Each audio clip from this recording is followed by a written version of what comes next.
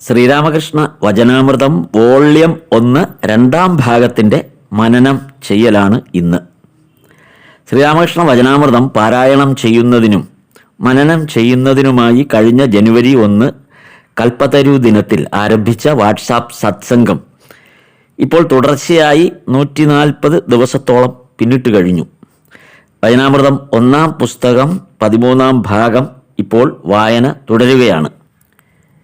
ഇതുവരെ വായിച്ച് പൂർത്തിയാക്കിയ 12 ഭാഗങ്ങൾ ഒരിക്കൽ കൂടി ഹൃദിസ്ഥമാക്കുന്നതിനു വേണ്ടി 12 ദിവസം മനനം ചെയ്യുകയാണ്, ഓരോ ഭാഗങ്ങളായിട്ട്. തിരുവല്ല ശ്രീരാമകൃഷ്ണ ആശ്രമം അധ്യക്ഷൻ സ്വാമി നിർവണ്ണാനന്ദജി മഹാരാജ് ഓരോ ഭാഗങ്ങളിലുമുള്ള പ്രധാന പരാമർശങ്ങൾ പ്രത്യേകമെടുത്ത് അർത്ഥം വിവരിക്കുകയാണ് ഇവിടെ. ശ്രീരാമകൃഷ്ണ വചനാമൃതം വായിക്കാൻ താല്പര്യമുള്ളവർക്ക് ഇത് ഏറെ സഹായകമാവും. കലിയുഗ ഗീത എന്ന് വിശേഷിപ്പിക്കുന്ന ശ്രീരാമകൃഷ്ണ വചനാമൃതം ആധ്യാത്മിക തത്വങ്ങൾ പഠിക്കണം എന്ന് ആഗ്രഹിക്കുന്നവർക്ക് ഏറ്റവും ഉത്തമമാണ്. സബ്സ്ക്രൈബ് ചെയ്യുകയാണെങ്കിൽ നിങ്ങൾക്ക് ഇതുവരെയുള്ള ശ്രീരാമകൃഷ്ണ വിവേകാനന്ദ സാഹിത്യവുമായി ബന്ധപ്പെട്ട ഈ ചാനലിലെ എല്ലാ പോസ്റ്റിങ്ങും കാണാൻ സാധിക്കും. വചനാമൃതം 1-ാം വോള്യം 2-ാം ഭാഗം മനനം ചെയ്യുന്നതിനായി സ്വാമി നിർവണ്ണാനന്ദജി മഹാരാജിനെ സ്വാഗതം ചെയ്യുന്നു. ഓം താപകായ ച ധർമ്മച്ച സർവധർമ്മസ്വരൂപിണെ അവതാരവരിഷ്ഠായ രാമകൃഷ്ണായ തേ നമഃ. ശ്രീരാമകൃഷ്ണദേവൻ്റെ വചനാമൃതം 1-ാം വാള്യം 2-ാം ഭാഗം. അതിൽ വിസ്തരിക്കുന്ന 4-5 ആശയങ്ങളാണ് ഇന്ന് അവതരിപ്പിക്കാൻ പോകുന്നത്. കഴിഞ്ഞ ദിവസം 1-ാം ഭാഗം അവസാനിച്ചത് മാസ്റ്റർ മഹാശയനോട് ബൽറാം ബസുവിൻ്റെ വീട്ടിലേക്ക് വരണമെന്ന് ശ്രീരാമകൃഷ്ണദേവൻ പറയുന്നിടത്താണ്. ദക്ഷിണേശ്വരത്തിന് പുറത്ത് ആദ്യമായി ശ്രീരാമകൃഷ്ണദേവനെ സന്ദർശിക്കുന്നതാണല്ലോ ഈ സന്ദർഭം. ബൽറാം ബസുവിൻ്റെ വീട്ടിലെ സന്ദർശനത്തെക്കുറിച്ച് ഒന്ന് വിശദീകരിക്കാമോ? ശ്രീരാമകൃഷ്ണദേവൻ്റെ അടുക്കൽ മാസ്റ്റർ മഹാശയൻ 2-3 തവണ വന്നു കഴിഞ്ഞു. അദ്ദേഹം ശ്രീരാമകൃഷ്ണദേവനോട് അടുത്ത ദിവസം വരാം എന്ന് പറഞ്ഞ് വീട്ടിലേക്ക് പോകുമ്പോൾ ശ്രീരാമകൃഷ്ണദേവൻ പറഞ്ഞു, നീ ബലറാം ബോസിൻ്റെ വീട്ടിലേക്ക് വന്നാൽ മതി, അവിടെ വെച്ച് കാണാം എന്ന് ശ്രീരാമകൃഷ്ണദേവൻ മാസ്റ്റർ മഹാശയനോട് പറയുന്നു. അപ്പോൾ അദ്ദേഹത്തെ പരിചയമില്ല, വലിയ ആളാണ്. സാധാരണക്കാരൻ ചെന്നു കഴിഞ്ഞാൽ പല നിയമ ചിട്ടകളൊക്കെ ഉണ്ട്. അതുകൊണ്ട് പിന്നെ ഇവിടെ വന്ന് തന്നെ കണ്ടോളാം എന്ന് പറഞ്ഞെങ്കിലും ശ്രീരാമകൃഷ്ണദേവൻ നിർബന്ധിച്ച് പറഞ്ഞു, അല്ല, നീ അവിടെ വന്നോളൂ, എൻ്റെ പേര് പറഞ്ഞാൽ മതി, അവർ എൻ്റെ അടുക്കിലേക്ക് കൂട്ടിക്കൊണ്ടുവരും എന്ന് മാസ്റ്റർ മഹാശയനോട് പറഞ്ഞു. അദ്ദേഹം അതുപോലെ തന്നെ പിറ്റേ ദിവസം ശ്രീരാമകൃഷ്ണദേവൻ ബലറാം ബസുവിൻ്റെ ഗൃഹസമ്പർക്കം നടത്തുകയുണ്ടായി. ഈ ബലറാം ബസു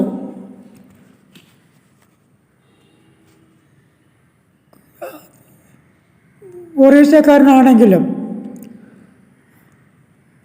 അദ്ദേഹത്തിന് പല സ്ഥലങ്ങളിലായിട്ട് വിശ്രമ കേന്ദ്രങ്ങൾ അദ്ദേഹം പണിതിട്ടുണ്ട്. ആ വിശ്രമ കേന്ദ്രങ്ങളിൽ ഒന്നാണ് കൽക്കത്തയിൽ നാം ഇപ്പോൾ നേരത്തെ സൂചിപ്പിച്ച അദ്ദേഹത്തിൻ്റെ ഗൃഹം. അവിടെ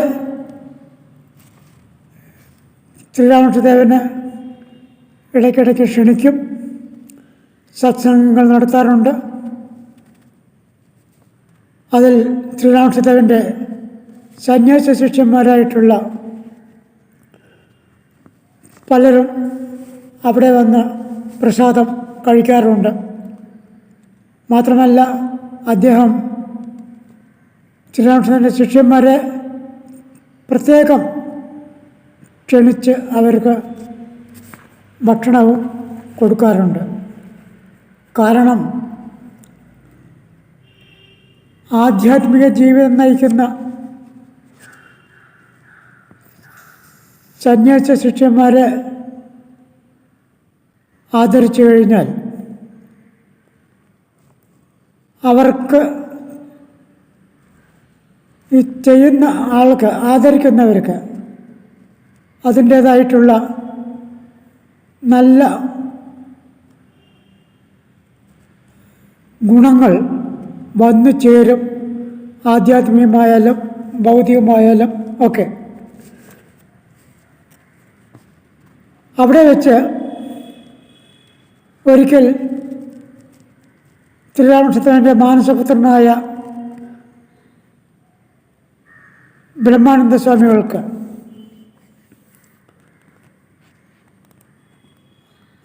അന്ന് അറിയപ്പെട്ടിരുന്നത് രാഖാൽ, അദ്ദേഹത്തിന് ഭാവസമാധി ആദ്യമായിട്ട് ഉണ്ടാവുന്നു. അദ്ദേഹം ശ്രീരാമകൃഷ്ണദേവൻ്റെ സംഭാഷണം കേട്ടുകൊണ്ടിരിക്കെ നിലത്ത് സമാധിസ്ഥനായി കിടക്കുകയായിരുന്നു. അപ്പം അങ്ങനെ ഉള്ള ശിഷ്യന്മാരാണ് ശ്രീരാമകൃഷ്ണദേവൻ്റെ എല്ലാ സന്യാസ ശിഷ്യന്മാരും. അതുകൊണ്ടാണ് ഇവരെ സേവിക്കുന്നത് ഈശ്വരനെ സേവിക്കുന്നതിന് തുല്യമാണ് എന്ന് ശ്രീരാമകൃഷ്ണദേവൻ സൂചിപ്പിക്കാറുണ്ട്.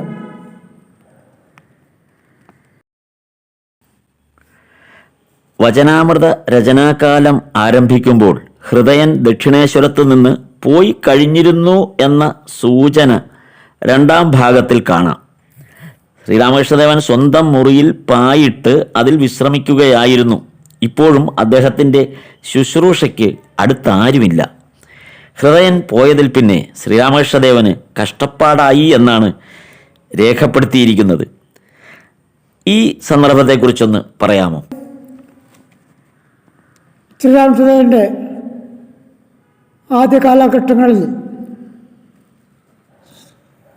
ശ്രീരാമകൃഷ്ണദേവന് സ്വന്തം കാര്യം നോക്കാൻ പറ്റാത്ത ഒരു കാലഘട്ടമായിരുന്നു. അന്ന് സേവ ചെയ്യാനായിട്ട് ഹൃദയൻ ശ്രീരാമകൃഷ്ണദേവൻ്റെ ഒപ്പം അനവധി വർഷങ്ങൾ ഉണ്ടായിരുന്നു. രാവും പകലും ഒരുപോലെ ശുശ്രൂഷിക്കാൻ ഉള്ള ഭാഗ്യം ഹൃദയന് കിട്ടിയിരുന്നു. പക്ഷേ അതിൽ അഭിമാനം കൊണ്ട ഹൃദയൻ ഇടയ്ക്കിടയ്ക്ക് സ്വന്തം കാര്യസാധ്യത്തിനായിട്ട് സാമ്പത്തികമായ സഹായങ്ങളും ചോദിക്കുകയും അതുപോലെ അത് ശ്രീരാമകൃഷ്ണദേവന് ഈ ഉദ്ദേശം തൃപ്തികരമല്ലാതാവുകയും ക്രമേണ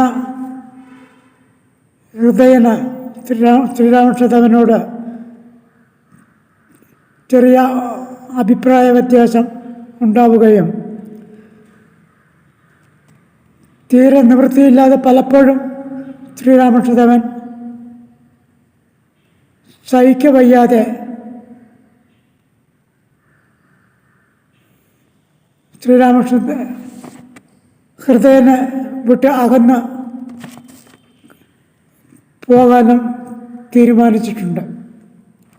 എങ്കിലും സ്വയം അങ്ങനെ കഷ്ടപ്പെടുത്താതെ ഈശ്വരേച്ഛയ ഹൃദയൻ അവിടെ നിന്ന് അവിടുത്തെ അധികാരികളുടെ പ്രേരണ മൂലം അവിടുന്ന് പോകേണ്ടി വന്നു. അത് ശ്രീരാമകൃഷ്ണദേവന്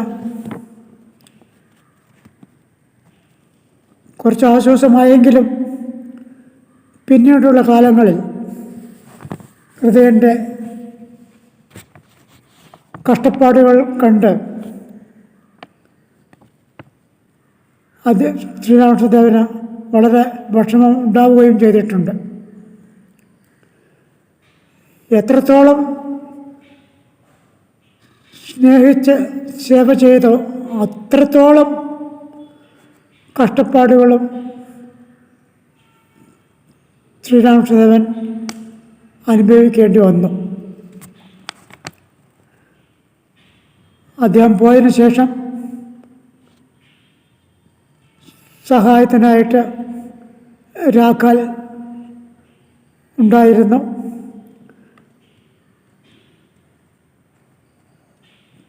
അതുപോലെ മറ്റ് സന്യാസ ശിഷ്യന്മാരും ഒപ്പം ഉണ്ടായിരുന്നെങ്കിലും കൂടുതൽ ഇഷ്ടപ്പെട്ടിരുന്നത് രാഖാലിനോടായിരുന്നു.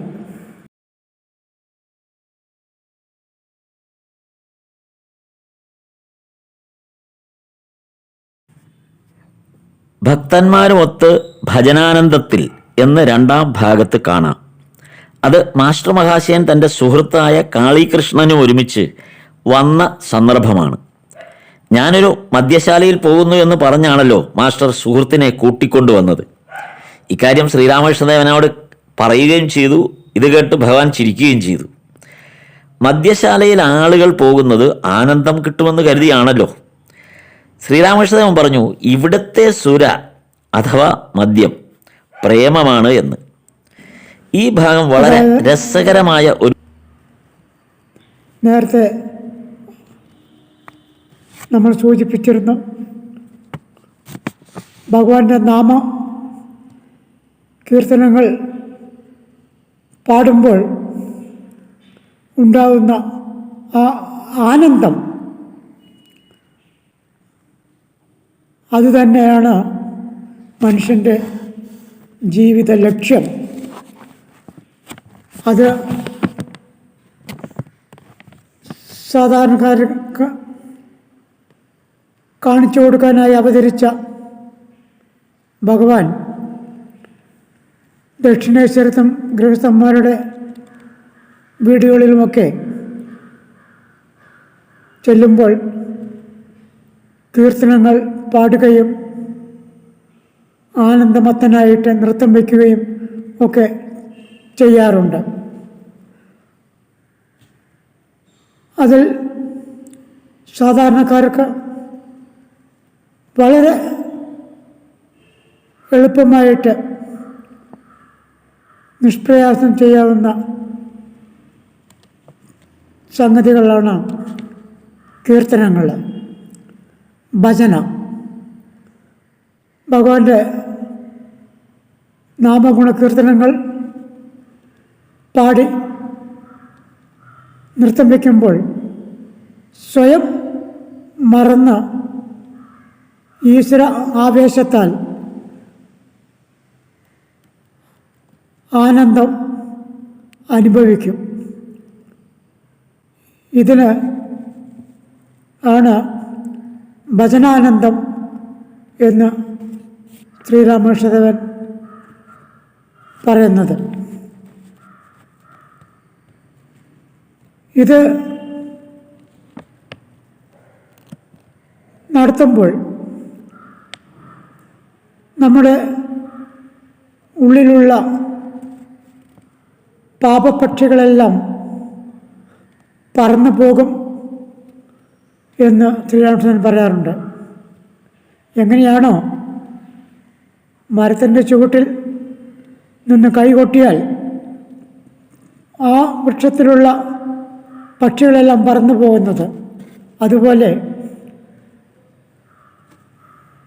ഭജന പാടുമ്പോൾ നൃത്തം വെച്ച് താളം ഇട്ടുകൊണ്ട് കൈകൊട്ടി പാടുമ്പോൾ നമ്മുടെ ഉള്ളിലുള്ള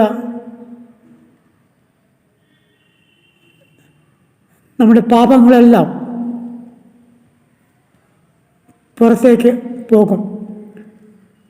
അതായത് നമ്മുടെ മനസ്സ് നിഷ്കപടമായി നിഷ്പാപമായി തീരുന്നു, ശുദ്ധമായി തീരുന്നു. ആ ശുദ്ധമായ മനസ്സിൽ ഈശ്വരൻ്റെ പൂർണ്ണമായിരിക്കുന്ന ആനന്ദം ഉണ്ടാവുന്നു. തൻ്റെ ഏറ്റവും പ്രിയപ്പെട്ട ശരീരം പോലും മറന്നുകൊണ്ട്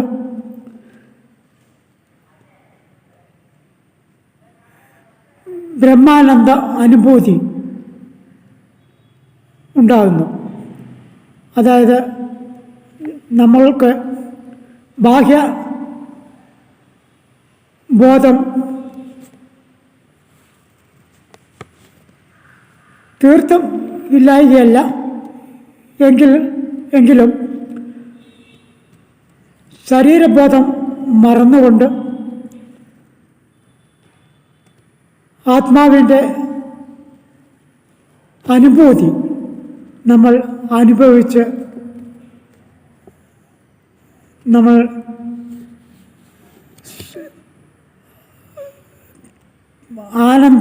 ബ്രഹ്മാനന്ദ ലഹരിയിൽ നിലകൊള്ളുന്നു. ഇതിലും കുറച്ചുകൂടി കടന്ന ഒരു അവസ്ഥയാണ്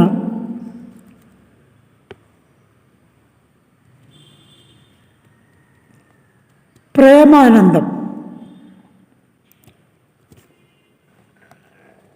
അതായത്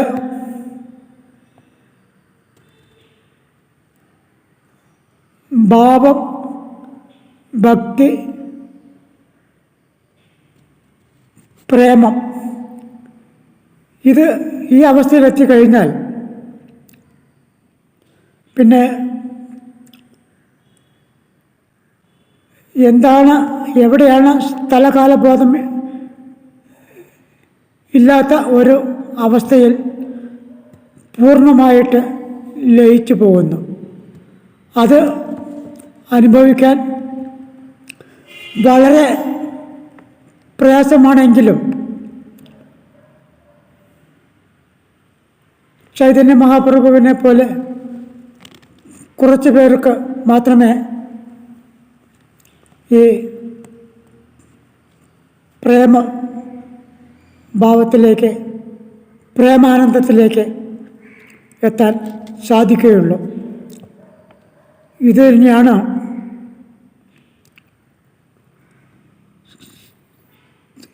രാധയ്ക്കും ഉണ്ടായിരുന്നു, ഗോപികൾക്കൊക്കെ. ഈ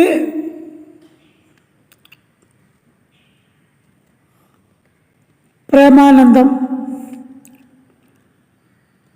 ശ്രീരാമകൃഷ്ണദേവൻ്റെ സാന്നിധ്യത്തിൽ അനുഗ്രഹത്താൽ പലർക്കും, ശ്രീരാമകൃഷ്ണദേവൻ്റെ സന്യാസ ശിഷ്യന്മാർക്ക് പ്രത്യേകിച്ച് അത് കിട്ടിയിട്ടുണ്ട്. പ്രാണകൃഷ്ണൻ്റെ വീട്ടിൽ ശ്രീരാമകൃഷ്ണദേവൻ വന്നത് വളരെ സുദീർഘമായൊരു ഭാഗമാണ്. അവിടെയാണ് ഒരു ഭക്തൻ ചോദിച്ചത്, വീട്ടിൽ താമസിച്ചുകൊണ്ട് ഈശ്വര സാക്ഷാത്കാരം സാധ്യമാണോ എന്ന്. അതായത് ഗൃഹസ്ഥർക്ക് ഈശ്വര സാക്ഷാത്കാരം സാധ്യമാണോ എന്നാണല്ലോ ആ ചോദ്യം. അത് എങ്ങനെയായിരിക്കും ആ ഭാഗത്ത് ഭഗവാന്റെ ആ മറുപടിയുടെ ഒരു വിശദീകരണം എങ്ങനെയായിരിക്കും? ഈ ഗൃഹസ്ഥ ശിഷ്യന്മാർക്ക്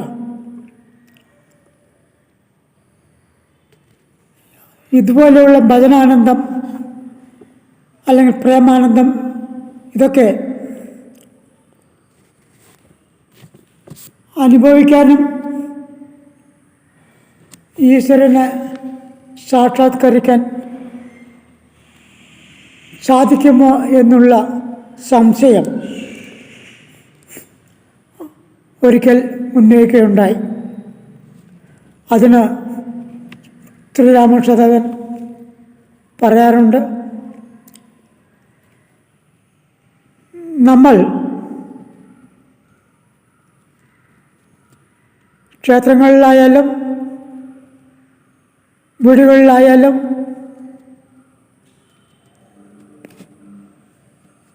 ആത്മാർത്ഥമായിട്ട് പ്രാർത്ഥിച്ചാൽ ഈശ്വരൻ വിളി കേൾക്കും. ഒരു വീട്ടിൽ ഒരു കുഞ്ഞ് വീട്ടിൽ ഏതെങ്കിലും ഭാഗത്തിരുന്ന് അമ്മയെ വിളിച്ചാൽ അമ്മ എവിടെയായാലും ആ ശബ്ദം കേട്ടാൽ ഓടിയെത്തും, കുഞ്ഞിനെ വാരിപ്പുണർന്ന് ലാളിക്കും. ഇതുപോലെ ഭക്തന്മാരായിട്ടുള്ള എല്ലാ ഗൃഹസ്ഥന്മാർക്കും ആത്മാർത്ഥമായിട്ട് പ്രാർത്ഥിക്കാൻ സാധിച്ചാൽ, ഭജന പാടാൻ സാധിച്ചാൽ അവർക്ക് ഈ പറഞ്ഞ ആനന്ദാനുഭൂതി ഉണ്ടാകും. അതിലൂടെ അവരുടെ മനസ്സ് ശുദ്ധമായി, ആ ശുദ്ധമായ മനസ്സിൽ ഈശ്വരനെ സാക്ഷാത്കരിക്കാനും അവർക്ക് കഴിയും. അത് പുരാണങ്ങളിലൊക്കെ ഈ ആദർശങ്ങൾ ഉൾക്കൊള്ളുന്ന പല കഥകളും നമ്മൾക്ക് കേൾക്കാൻ കഴിയും. മീരാബായി, അതുപോലെ കനകദാസൻ, അങ്ങനെ കബീർദാസ്, അങ്ങനെ പലരും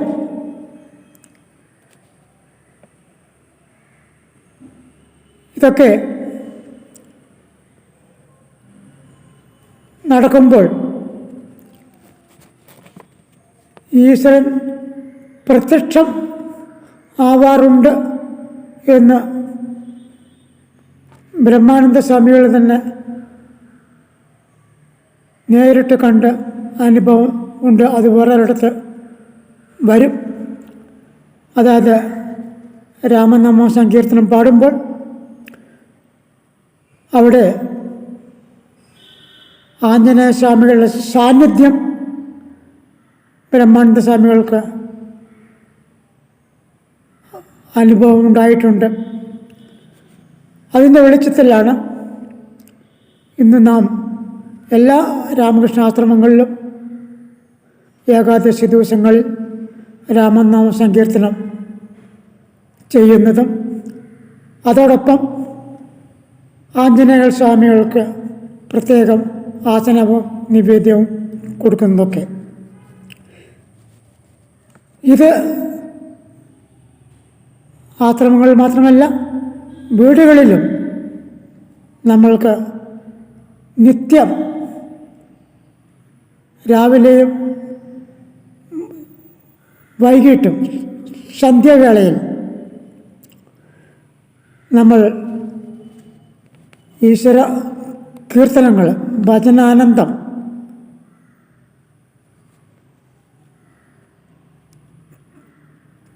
ആത്മാർത്ഥമായ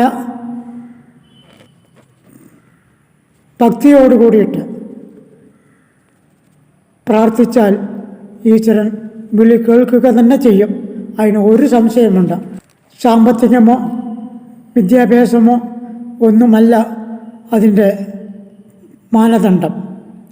ഭക്തി ഒന്നു മാത്രം, നിഷ്കാമമായ ഭക്തി. അതുണ്ടെങ്കിൽ ഈശ്വരനെ കാണാൻ സാധിക്കും. അതാണ് ജീവിതത്തിലുടനീളം ശ്രീരാമകൃഷ്ണദേവൻ അനുഭവിച്ച് നമ്മൾക്ക് കാണിച്ചു തന്നിട്ടുള്ളത്. കമലക്കുടി, കേശവചന്ദ്രസേനൻ്റെ വീട്. ഒന്നാം ഭാഗത്തിൽ കേശവൻ്റെ അസുഖത്തെക്കുറിച്ച് പരാമർശമുണ്ട്. രണ്ടാം ഭാഗത്ത് കേശവൻ്റെ വീട്ടിൽ ശ്രീരാമകൃഷ്ണദേവൻ വരുന്നതായിട്ടാണ്. ആ ഒരു കൂടിക്കാഴ്ച അതേക്കുറിച്ചൊന്ന് പറയാമോ? കൽക്കത്തയിലുള്ള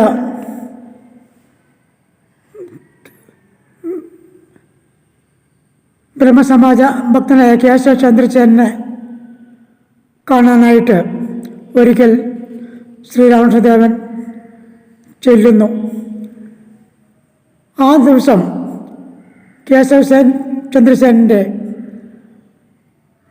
ഏറ്റവും പ്രിയപ്പെട്ട ഒരു സുഹൃത്തിനെ കാണാനായിട്ട് തയ്യാറെടുത്തുകൊണ്ടിരിക്കുകയായിരുന്നു. കേശവസേനൻ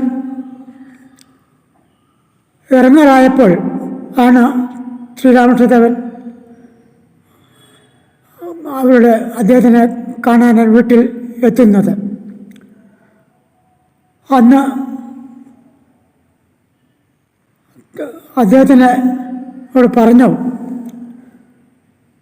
നീ ദക്ഷിണേശ്വരത്തേക്ക് വരാറില്ല, അത് കാരണം നിനക്ക് പല ജോലി തിരക്കുകളുണ്ട്, പത്രങ്ങളിലും മറ്റും എഴുതണം, അതുപോലെ വേറെ പലരുടെയും കാര്യങ്ങൾ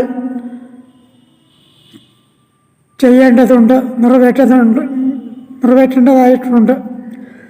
അതുകൊണ്ടാണ് ഞാൻ നിന്നെ കാണാൻ കൽക്കത്തയിലേക്ക് വന്നത് എന്ന് കേശവചന്ദ്രനോട് പറയുകയുണ്ടായി. മാത്രമല്ല,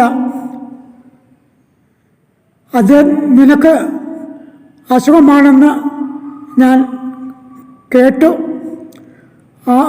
അന്ന് ഞാൻ കാളിദേവിക്ക് കരിക്കും പഞ്ചസാരയും ദേവിക്ക് നേർന്നു വഴിപാട് നടത്തി എന്നും ശ്രീരാമകൃഷ്ണദേവൻ കേശവചന്ദ്രനോട് പറയുന്നുണ്ട്. അത്രയ്ക്കും സ്നേഹമായിരുന്നു കേശവചന്ദ്രനോട് ശ്രീരാമകൃഷ്ണദേവന്. കാരണം ഇവർ തമ്മിൽ എപ്പോൾ കണ്ടാലും എവിടെ വെച്ച് കണ്ടാലും ആധ്യാത്മിക വിഷയങ്ങളായിരിക്കും ചർച്ച. അതുകൊണ്ടാണ് ശ്രീരാമകൃഷ്ണദേവൻ ഇതുപോലുള്ള ഭക്തന്മാരുടെ വീടുകളിൽ സന്ദർശനം പതിവാക്കിയിരിക്കുന്നത്. അങ്ങനെയുള്ള ഭക്തന്മാരെ കാണാൻ ശ്രീരാമകൃഷ്ണദേവൻ വളരെ താല്പര്യം കാണിക്കാറുണ്ട്, പോകാറുണ്ട്. അവരിൽ നിന്ന് എന്തെങ്കിലും ബുദ്ധിമുട്ട് വന്നാൽ പോലും അതിന് ഒന്നും കൂട്ടാക്കാതെ അവർക്ക് നന്മ നേർന്നുകൊണ്ട് ശ്രീരാമകൃഷ്ണദേവൻ ഭഗവാന്റെ അടുക്കൽ പ്രാർത്ഥിക്കാറുണ്ട്. ബ്രഹ്മസമാജത്തിൻ്റെ വാർഷിക ആഘോഷങ്ങളിൽ ശ്രീരാമകൃഷ്ണദേവൻ പങ്കെടുക്കാറുണ്ട്. അവരുടെ ഭജനയിൽ പങ്കെടുക്കുകയും കീർത്തനങ്ങൾ പാടുകയും അങ്ങനെ ഭക്തന്മാരുടെ വീടുകളെല്ലാം ഒരു ആനന്ദ കമ്പോളമാക്കി മാറ്റുകയും ചെയ്തിട്ടുണ്ട്. ഇതിൻ്റെ ലഹരിയിലാണ് എല്ലാ ഗൃഹസ്ഥ ഭക്തന്മാരും ശ്രീരാമകൃഷ്ണദേവൻ്റെ ഈ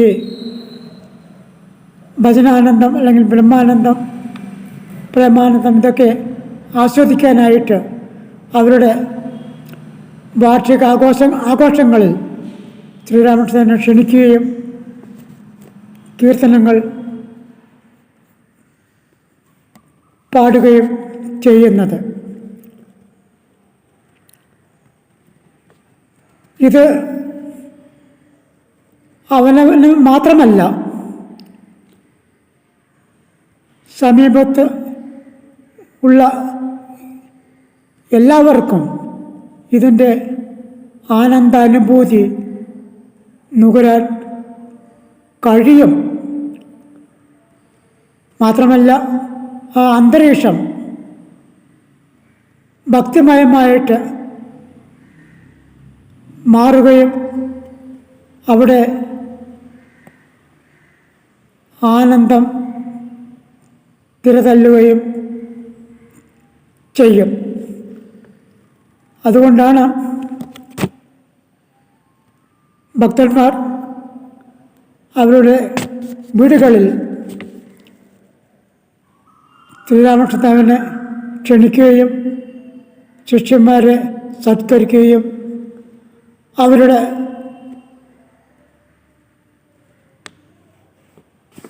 ആ ആനന്ദ നൃത്തം കണ്ട് ആസ്വദിച്ച് മതിമറന്ന് അവർക്കും ഇതിനോട് താല്പര്യവും അവരുടെ കുടുംബങ്ങൾക്ക് സന്തോഷവും സുഖവും ഉണ്ടാവുകയും അങ്ങനെ അവിടെ സമീപത്തുള്ള റോഡിൽ കൂടി പോകുന്നവർ പോലും ഇത് ശ്രദ്ധിച്ച് ഇതിൽ പങ്കുകൊള്ളാറുണ്ട് എന്ന് നമുക്ക് വചനാമൃതം വായിക്കുമ്പോൾ കാണാൻ കഴിയും. ശ്രീരാമകൃഷ്ണദേവൻ പ്രാണകൃഷ്ണൻ്റെ വീട്ടിൽ നിന്ന് കർണൽ വിശ്വനാഥൻ്റെ വീട്ടിലേക്കും അവിടെ നിന്ന് വീണ്ടും കേശവചന്ദ്രസേനൻ്റെ വീടായ കമലകുടിയിലേക്കുമാണ് പോകുന്നത്. എന്നാൽ മൂന്നാം ഭാഗം ആരംഭിക്കുമ്പോൾ വിദ്യാസാഗരനുമായുള്ള കൂടിക്കാഴ്ച ആയിട്ടാണ്. അതേക്കുറിച്ച് അടുത്ത ദിവസം നിർവണാനന്ദ സ്വാമി മഹാരാജുമായി മനനം ചെയ്യുന്നതാണ്. ഈ ഭാഗം ഇവിടെ ഇപ്പോൾ സമാപിക്കുന്നു.